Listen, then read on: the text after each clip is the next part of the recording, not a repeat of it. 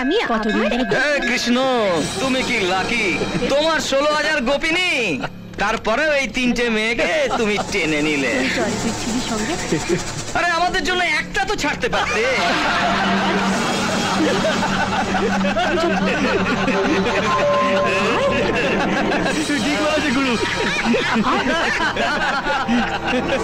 ওরা যা খুশি বলে বলুক, তুই চল আমার সঙ্গে। ওই যে মেয়েটাকে দেখছিস, ওরা রম্ভা। আর লাস্টের মেয়েটাকে দেখছিস, ও হচ্ছে মেনকা। আর মাঝের মেয়েটা উর্বশী। না না রাহুল, তুই তুই ওদের কিচ্ছু বলবি না। চল চল এখান থেকে, চল। ওই প্রথমটা তুই নে, আর বাঁদিকেরটা তুই নে, আর ওই মাঝের ওই উর্বশীকে আমি নেব। চল মা, তুমি ওদের নিয়ে যাও, আমি আসছি। তুই কিছু করিস না বাবা। ওহ মা, তুমি যাও না, কিচ্ছু হবে না, যাও। চল চল।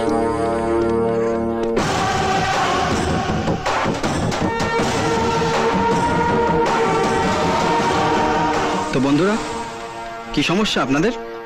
এই, তোর কি সমস্যা? তোমাদের কথা অনুযায়ী এ শহরে কোনো ছেলেই নেই, তাই তো? আর না হলে ছেলে আছে, তবে ওরা হচ্ছে কাপুরুষ। এটাই ভাবছো তো তোমরা? কি বলতে চাস তুই? যখন তোমরা কোনো মেয়েকে টিজ করবে, তখন দুটো কথা মনে রাখবে। এক, হয় তোমরা ওই মেয়েটাকে পাবে, আর 2 নম্বর হলো, না হলে মার খাওয়ার জন্য রেডি হয়ে থাকবে। তা এখন তো তোমরা মেয়েকে পাওনি, অতএব মার খাওয়াটাই হচ্ছে তোমাদের। কেমন? ওই শালা, তুই কি আমাদেরকে থ্রেট করছিস?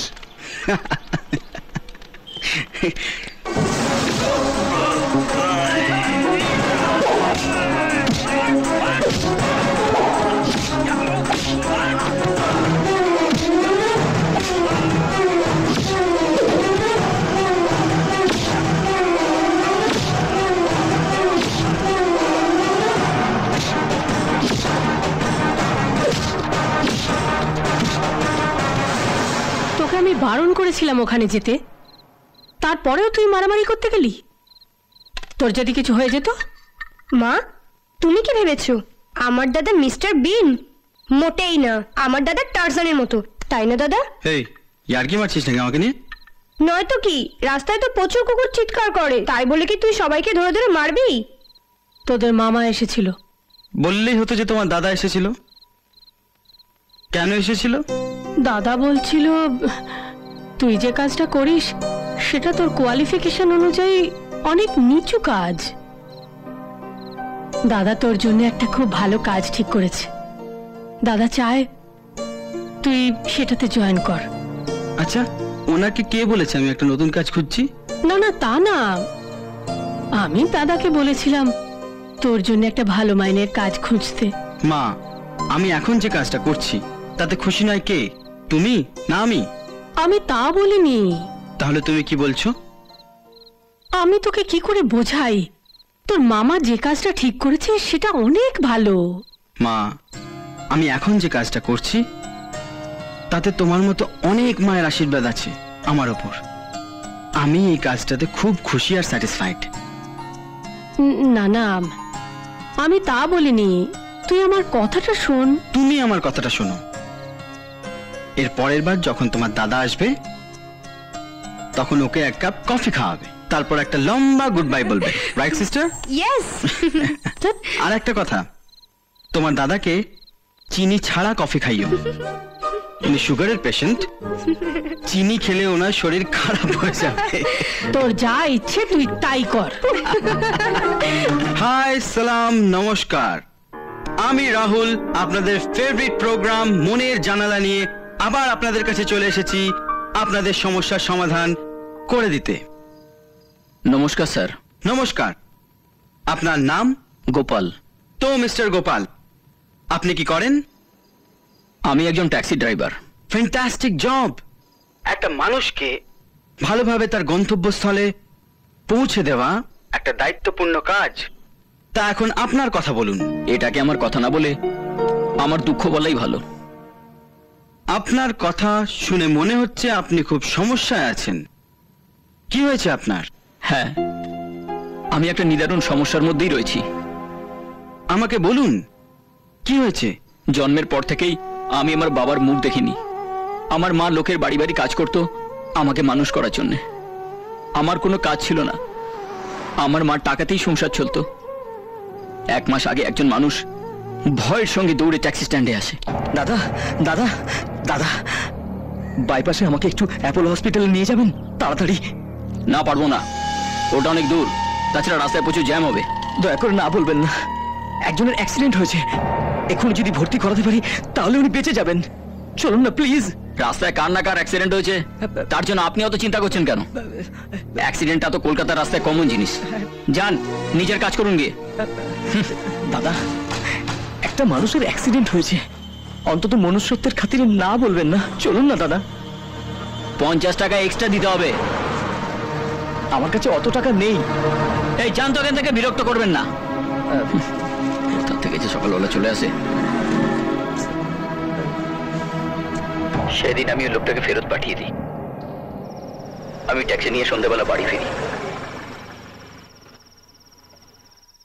আমি দেখি বাড়ির বাইরে প্রচুর লোক দাঁড়ানো। আমি কয়েকজনকে জিজ্ঞাসা করি কি হয়েছে, কেউ আমাকে কিছু বলে না। যখন আমি ভিড় ঠেলে এগিয়ে গেলাম, জানেন ওই অ্যাক্সিডেন্টটা আমার মারই হয়েছিল।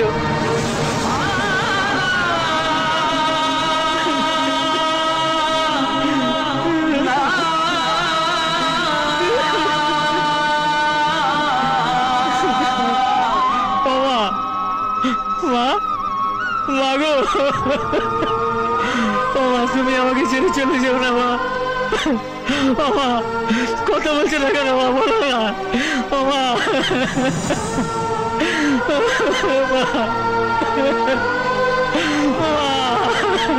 সেদিন যদি মনুষ্যত্বের খাতিরে আমি ওই লোকটাকে সাহায্য করতাম তাহলে বোধহয় আমার মা বেঁচে যেত। আমি এখন অনাথ হয়ে গেছি, কিন্তু সেদিনকার ঘটনা আজও আমি ভুলতে পারছি না। রাত 12টা পর্যন্ত আমি কোনো প্যাসেঞ্জারকে না করি না। যত রাতই হোক না কেন, মিটারে যেটা ওঠে সেটাই আমি নিই। তার জন্য আমাকে যত দূরেই যেতে হোক না কেন। স্যার, আপনি আপনার প্রোগ্রামে আমার মতন ট্যাক্সি ড্রাইভারদের অনুরোধ করে বলুন না, তারা যেন কখনো কাউকে না করে। কারণ যে ভুলটার জন্য আজকে আমি আমার মাকে হারিয়েছি, সেটা যেন অন্য কারোর জীবনে না ঘটে। বন্ধু গোপালের কথা শুনে আমি মর্মাহত হয়ে পড়েছি। আমার মনে হয় আপনারা যারা এই প্রোগ্রামটা শুনছেন তাদেরও খুব কষ্ট হচ্ছে। যদি সেদিন গোপাল ওই লোকটাকে ফিরিয়ে না দিত, তবে হয়তো ওর মা বেঁচে থাকতো। তাই রাহুল সব ট্যাক্সি ড্রাইভার বন্ধুদের অনুরোধ করছে যে তারাও সমাজ সেবক, তাদেরও সমাজের প্রতি কর্তব্য আছে। একজন সৈনিক সীমান্তে দাঁড়িয়ে লড়াই করে, তার নিজের জন্য নয়, তার দেশের জন্য, আমাদের জন্য। ঠিক তেমনি কোনো যাত্রী যদি কখনো বিপদে পড়ে, কোথাও যাওয়ার জন্য আপনাদেরকে অনুরোধ করে, দয়া করে তাকে ফিরিয়ে দেবেন না। বন্ধুরা, মানুষেরা তখনই ট্যাক্সি ভাড়া করে যখন তার দরকার হয়। সেটা কাজের জন্য হতে পারে, সে বিপদে পড়েও করতে পারে, বা তার শরীর খারাপ লাগছে সেজন্যও হতে পারে, বা সে কোনো সমস্যায় ভুগছে হতে পারে। আর আপনারা অনেক সময় অজান্তে তাদের কাছ থেকে মিটারের থেকে বেশি টাকা চান। মানুষের কাছে সব সময় আপনাদের সেই টাকা দেওয়ার ক্ষমতা থাকে না। তাই বলি, আপনারা কোনো যাত্রীকে ফিরিয়ে দেবেন না, এটা আমার অনুরোধ। ভাগ্যের কথা কেউ বলতে পারে না, হয়তো দেখবেন আপনার একটা সাহায্যে কারোর প্রাণ বেঁচে যাচ্ছে। বন্ধুরা, আপনারা গোপালের কথাটা শুনলেন। আমার মনে হয় আপনারাও গোপালের দুঃখটা অনুভব করছেন। প্রত্যেকের জীবনে কিছু না কিছু সমস্যা রয়েছে, দুঃখ রয়েছে। সেই দুঃখগুলো, সেই সমস্যাগুলো মুছে ফেলে আমাদের সামনের দিকে এগিয়ে যেতে হবে। তারই নাম জীবন। ফিভার 104 FM এ আবার আপনাদের সঙ্গে কালকে কথা হবে ঠিক এই সময়। ততক্ষণের জন্য গুড নাইট, গুড বাই, শুভরাত্রি। জীবনে কোনোদিন আর কোনো প্যাসেঞ্জারকে কখনো ফিরিয়ে দেবো না, সেটা দিনেই হোক বা রাতেই হোক।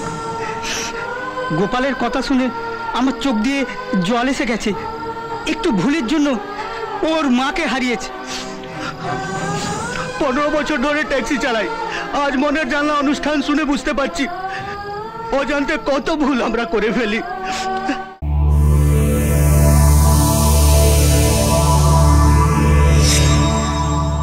এমন আরো অনেক ভিডিও দেখতে এই চ্যানেলটি সাবস্ক্রাইব করে নিন এবং পাশের বেল আইকনটি প্রেস করে দিন।